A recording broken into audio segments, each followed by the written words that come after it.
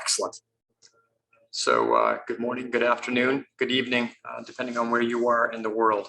So my name is Jim Chilton, and I am thrilled to be here today to introduce this session we're going to talk about in the next 45 minutes, an hour, to focus on student data privacy and the rise of EdTech and the post-pandemic college, something I think all of us can relate to in this day and age. And so in this particular session, we are going to focus on the infrastructure down at Union County College and some of the programs that they have built down there, the home of the Owls. And we're going to talk about some of the modalities and the things that they've addressed from a COVID perspective. And also dealing with how have they navigated this with their administrators, their instructors, and their students, and talk about some of the detailed things that they went through, both from a business operational perspective from Bernard and from a technology perspective from Eric. So we look forward to your questions.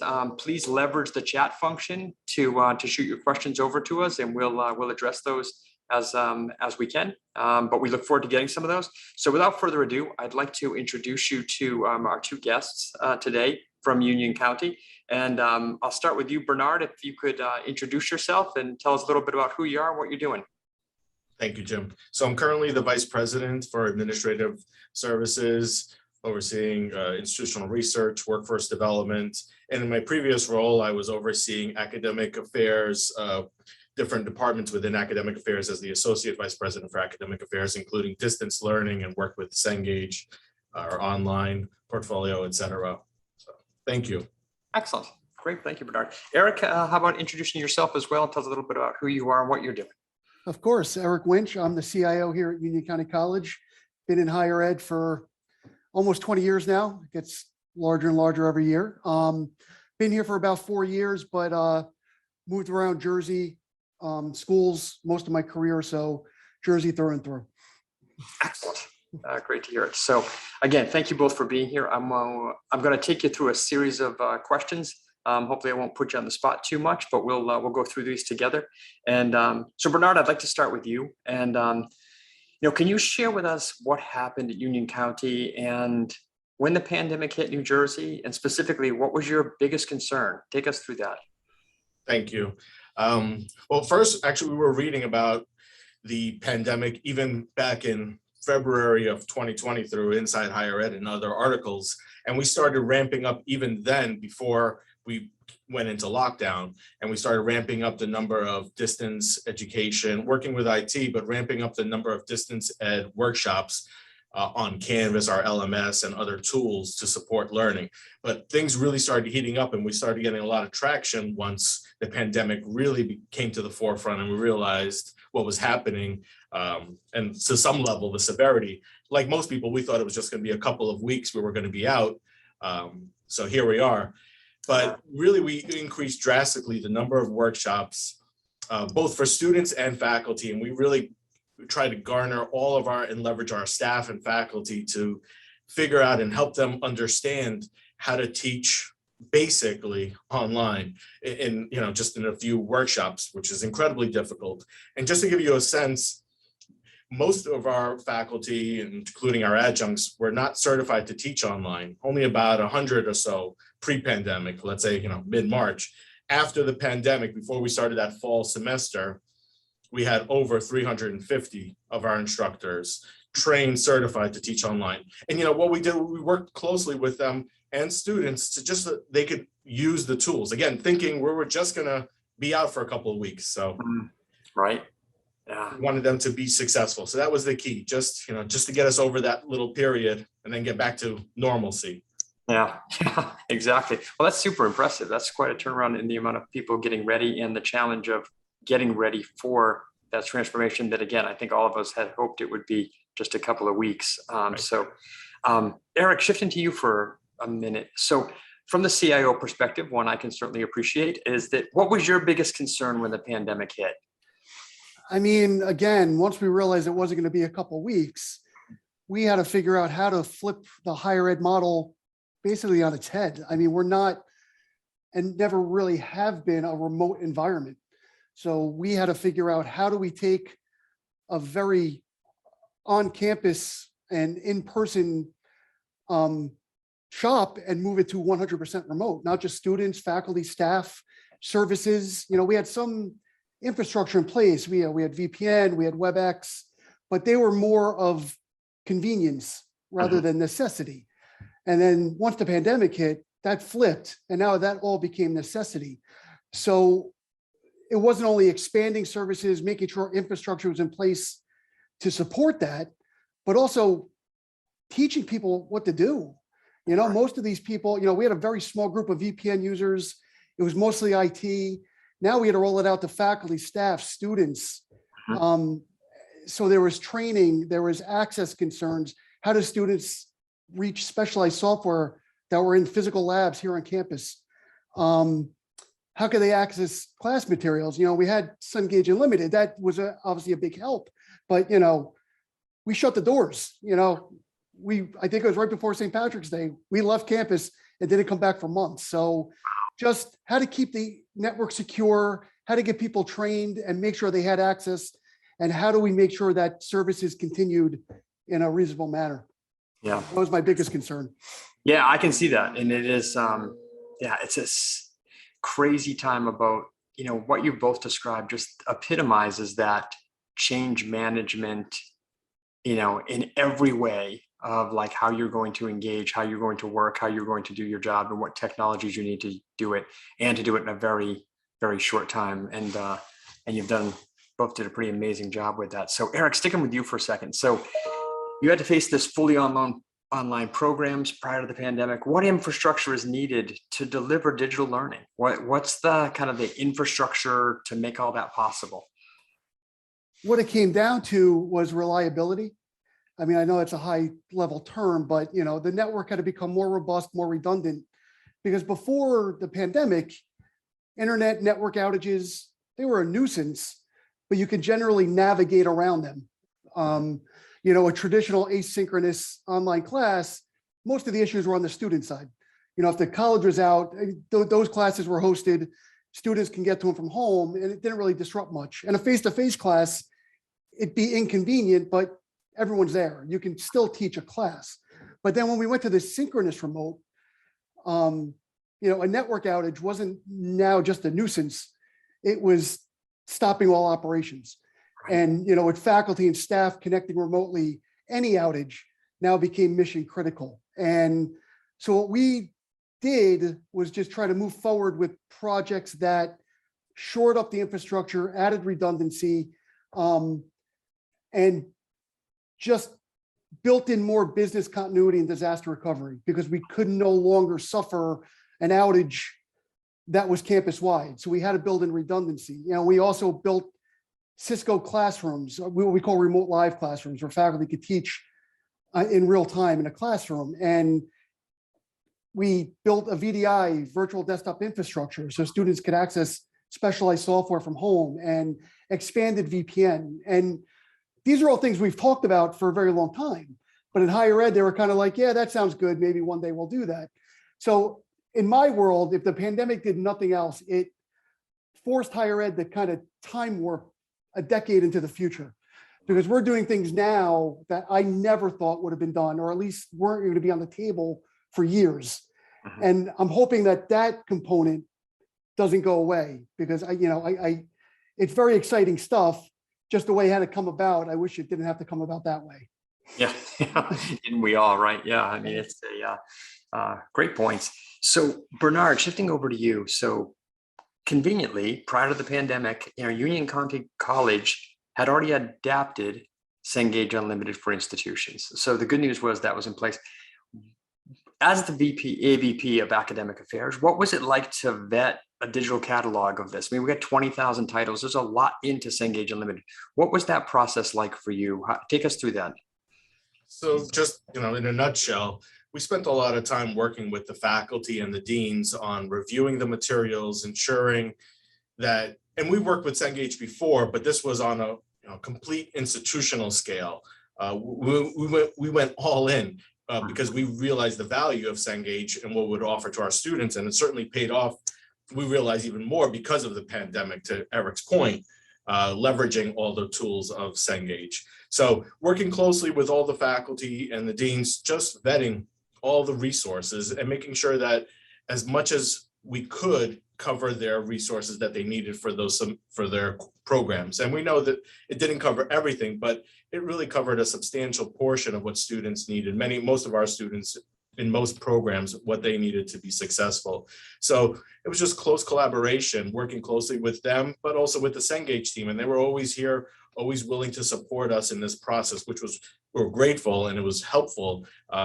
Because when the pandemic hit us, we were well established and had the resources that students can access, and faculty, the resources electronically. And going to Eric's point, combining the IT infrastructure with the resources that we had remotely, that students can access all these Cengage materials, from anywhere in the world, really proved helpful for us accomplishing our goals, which is continuity of learning. That was our real goal as an educational institution focused on student success and learning.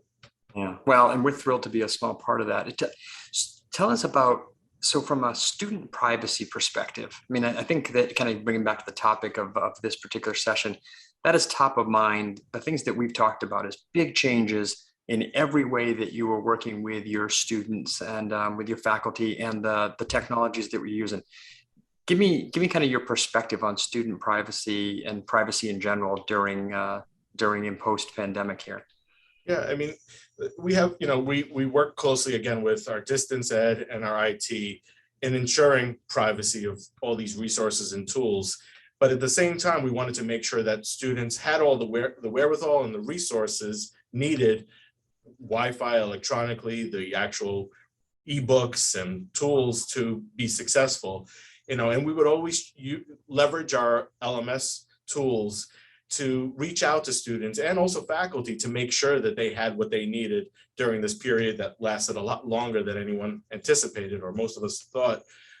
So privacy, of course, was a concern, and we respected that, but also, we looked at, were they accessing their tools? Is there anything that was an impediment? How could we help them? So while being respectful of the privacy, we also realized we wanted to make sure that they had everything to be successful and continue their learning. Yeah, no, I appreciate that. That's great. Couple more questions just to stick with that theme. Is that when you looked at kind of the institution-wide partnership, you're right, you guys went all in. Can you tell me a little bit about two dimensions of that? What was kind of the goals of that decision and that process? And then how did it tie back to the affordability of the students and what you were trying to do for them? Because it sounds like you were making a decision that covered a lot of areas, a lot of things that you were thinking about. Yeah. So a few years back, maybe 5 years at this point, there was a New Jersey-wide affordability study. And one of the recommendations was to try to leverage online tools or open access tools, right? Open educational resources. So when Cengage Unlimited, when it became a reality, we wanted to be one of the first on board to really support this and realizing the value of it, not realizing the full potential until certainly after the pandemic or through, some points in the pandemic, but that was the key, affordability and access. And so students, this was an affordable deal that students really appreciated for those who had to purchase books. So they realized the value of that. And so when we went all in, we realized in order to really maximize the value of this resource was to go all in. And so we continue to work with Cengage folks to keep adapting other resources and for courses and expand the portfolio of adoption. Excellent. To make this really affordable and valuable tools for the student success and learning. Yeah, as much as I think the three of us would like to say we had planned all this out really well, the silver lining of this is that what we were trying to do from a Cengage perspective, what you were trying to do out there at Union County from a business perspective and taking care of making affordable solution for your students. And then Eric, of course, making it all work and available. It, knock on wood, has worked out pretty well for all involved. So that's good news. Eric, jumping back to you, were you involved in the decision as the CIO for Cengage Unlimited? And what did it look like to vet a platform like this? I was, like I generally am for any kind of software. Well, look, everything is IT related now, so I'm generally involved in most of these discussions. But on my side of the shop, student data, I mean, honestly, all college data is always one of my primary concerns. No one wants, as a fellow CIO, no one wants to be the headline of a data breach or, some other malicious actor on your campus or in your company. So that's always one of my first concerns. And any vendor who comes in, one of my first questions is, what data do you need? What access do you need? Do you need the keys to the kingdom for this to work? And, I also ask things like, how does it integrate? What kind of impact on existing systems will there be? Any other security concerns, access data, things like that. And with Cengage Unlimited, I mean, it was really very little impact and concern on my side. There was native integrations with Canvas. There was nothing sitting on our network that I was concerned about. There were no real data concerns. If I was looking in my world, this was one of the most straightforward implementations that there could be. And I say that as a compliment because, a lot of times we have to jump through hoops or, open up access or just send mountains of data over to companies for something to work effectively. With the Cengage Unlimited, it was pretty much set it and forget it. So as a CIO, I appreciated that part of it. Yeah, human body. I can certainly appreciate that. And so I like the set it and forget it. The again, thinking about it from a student privacy, data privacy perspective, tell me a bit about that, Eric, because I think in this day and age, it's got to just be getting harder and harder for people in your role, particularly at institutions like Union County. Yeah. And, again, that's what keeps you up at night. And, we can invest as much as we can in firewalls and VPN and security. But at the end of the day, it's end users are generally where more data breaches happen. And, we try to train, we try to keep people aware. But all I can do is impress upon our users that you are our first line of defense. I could spend $1 billion on the most robust system in the world, but if you click on an email or send a file out with, PII or some other privileged data, you have just bypassed everything I've built. So I wish I could have more control over that. But again, as you know, we're at the mercy of our end users. So all you can do is train and just have people invest in the fact that they are that human firewall, that they are that first line of defense, and they need to own that in order to keep student data, college data safe. Yeah, really good points.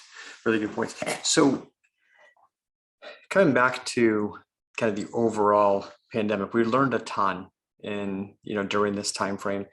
Bernard, back to you. So based on the things you have learned, during this time, what will you take into the future of work for Union County? Connected to what Eric was talking about, continue to invest in professional development and learning for these end users, right? The faculty and the students, realizing the importance of not just privacy, but proper pedagogy from my side, from the academic side, right? Learning side, trying to understand the tools and resources with more depth. What we did in the beginning of the pandemic was just like, here's what you need to know for these couple of weeks. But really, as we realized this was going to be longer and we saw the opportunity here to go deeper into pedagogy and how technology supports what we do. So, for us on this side of the house, if you will, it's continuing to invest in people, the end users, continue to try to envision what's next. We had no idea the impact that working with Cengage and having access for these students and faculty would have. So I think always thinking about what's next, how else can we better leverage technology, because it's here to stay and we appreciate it more today than ever before, frankly. That's always at my forefront, investing in the right technologies and support integration so that students can be successful. Excellent. Eric, same question for you. I mean, because again, this is the new norm. This is kind of where we are. When you think about where we go now, from in a Union County perspective, from a technology perspective, what's your perspective on this? I mean, I think the biggest takeaway I took is flexibility. I've been in higher ed for a very long time, and we don't have a rich tradition of adopting change or being flexible. Generally trends hit higher ed very slowly. And I think what the pandemic showed is that flexibility is an asset. I think it's important to be flexible, adaptable, and I hope that concept doesn't go away, whatever the new normal looks like. I think we've shown non-traditional delivery methods can work, remote services can work. And I think that gives higher ed and all education an opportunity to reach students in places they couldn't reach them before. Reach students where they want to be met. There's, especially in a population at a community college, there's students who can't make it to campus or can't come in to register for classes or talk to a tutor. And now that we've shown that we can do things remotely, and I don't want to speak for the academic side of the shop, but from the technology side, the technology's there and it can work and it can be leveraged. And I think that's a big opportunity for higher ed to expand outside of their campuses. And this is a conversation I've had for a decade. I'm talking about breaking down the walls, the physical walls, and expanding. Again, the pandemic launched us into that much faster than I think it ever would have if it didn't happen. So, I hope that doesn't go away, whatever the new normal looks like. I can jump in. Please. Yeah, to Eric, to your point, we went from 10 academic programs or so, 10 or 12 that were online at that time to 22 programs online. And to your point, remote student services in terms of advisement, admissions, and it really transformed and helped people realize, yes, this can be done effectively. It's not for everyone, but when push came to shove, certainly it can work. And some of our students still need to be face-to-face, but really this hybrid world that we've created, I think learning to be more flexible, we need to be more flexible and embrace the technology and leverage it. So I agree. Yeah, no, it's a really interesting perspective, Bernard. And I think that, because I think you're both right, that this is a permanent part of our collective futures, right? And that this is the way that we will go forward in higher education, not just here, but kind of throughout the world. And so when you think about reflecting back on kind of that change management, all the stuff you did to rapidly get this working for both your faculty, your school, and for your students, and now you're both saying, hey, this is a permanent part of our future. What are the types of things that lie ahead for you in that endeavor, Bernard, kind of from your perspective? Like what does Union County have to continue to do, to continue to invest, to continue to change, to make this kind of a permanent part of your future? Yeah, and it's things that Eric alluded to earlier, investing in the VDI and the infrastructure and Cisco classrooms. So one of the things that we started investing in even before the pandemic, not realizing the full value until, was the Cisco enhanced classrooms. And I think continuing to invest in technologies where hopefully what we're trying to do is have all of our classrooms outfitted with the proper technology so that we can to adopt this flexible mindset where we could be anywhere, anytime. Sometimes students want to come in, sometimes they want to, right? So to allow for this flexibility. So I think continuing to think in this way and having the infrastructure that would allow for this type of learning modalities to occur. I think continue to invest, and that's what we've done with our president, but we should continue to do that. And I think that's critical for student success. And as higher ed continues to evolve, and we need to, this is a critical part of that. Yeah, I couldn't agree more. So we don't have any questions that have come in through the chat session. I'm going to do a shout out to see if we have people that have any questions for us. And then, and Eric, I'll bring it to you kind of for the last question, similar to what I asked Bernard, but again, kind of a different lens from a technology perspective. And you've referenced some technologies, and thank you. You've been kind about the services that Cengage has brought to you. But when you think about their ability for those to scale and be able to do those things, where were you thinking about from a technology perspective, and then dialing it back to this conversation, particularly from a privacy security perspective, anything that's you're concerned about as this becomes the new norm, this is how we're going to engage, and you are also holding that big accountability flag for security and privacy for the institution? Yeah, and again, to Bernard's point, I think it goes to investing. And on my side, most of my limitations are budgetary and buy-in. We don't have lack of ideas on the IT side. It's just if you don't have the buy-in or the budgetary resources to implement certain concepts or ideas, they're never going to come to fruition. Again, the pandemic kind of forced us to make different decisions for budgets and buy-in for VDI and WebEx classrooms and things like that. But, if that hadn't happened, again, to my prior point, I don't think we would have been talking about things like this for at least another decade. So I hope from my side that investment in buy-in doesn't fade away, because, a lot of what I do and a lot of what we do on the IT side is the magic behind the scenes. And they don't realize, what happens and what, maintenance and other costs go into keeping those up and running. And, if that wanes off, a lot of these technologies may just fade away. And again, security is an overriding concept to anything we do. And I'm always devoting budgetary and other resources to security. But again, if that buy-in starts waning off when we go back to quote unquote normal, a lot of these other newer concepts are going to fade away as well. So I just got to keep that conversation going, keep buy-in, and, hopefully I get some budget dollars pushed my way. Of course. Well, it is clear that in this post, in this kind of where we are now, is that it's clear that, technology is going to be a necessary component in the delivery in a different way than it was just a few years ago. So I think you're right. It's been a real accelerator. So gentlemen, thank you both very much. I really appreciate your thoughtful responses to my questions. I'm pleased to be a tiny part of all the special things that you're doing there at Union County. Go Owls. And I want to thank the attendees for listening today. And hopefully our conversation has inspired you a bit about what one example has happened here with Union County and how these folks have done an amazing job of making it all work for their students and faculty. So thank you for that. So no questions coming in. So I think we were good. We'll give them a last minute shout out.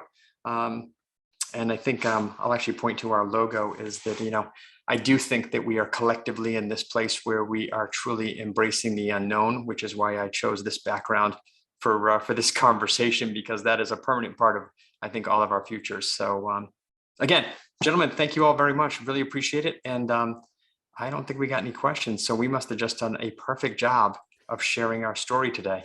So good stuff. So happy to be a part of it. Thank you. Excellent. Thank you, Jim. Thank you, Eric, Kara. Yep. Thank you, guys. Thanks to the listeners. Bye, guys.